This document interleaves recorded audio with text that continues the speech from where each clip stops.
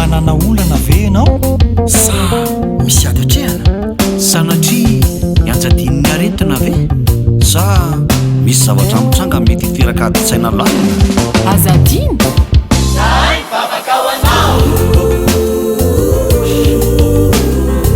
tompo ho azy re ho anety iry ty sy izy zany fa reo manana olana samy hafa na ianjadininy aretina mihitsy amin'izao fotoana izao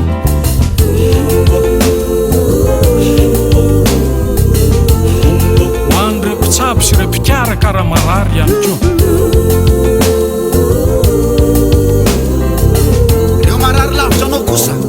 engany akamindrano fo andriamanitro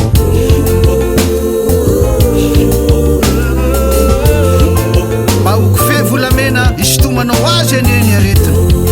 ka hitodiany aminao ho famonjena ny fanahiny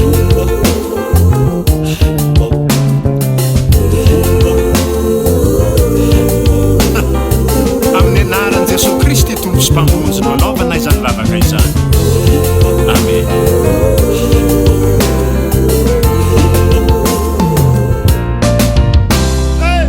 zahay mivavaka ho anao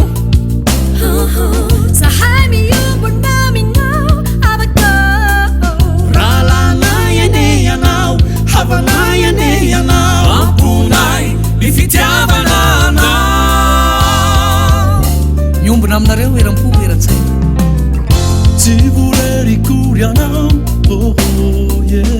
manatrika zao ady zao abako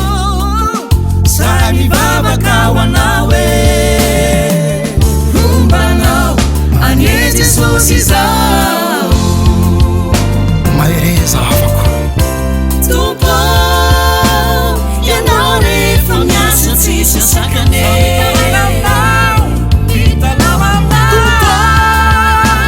tsiseny afitokina iafa-tsy mierina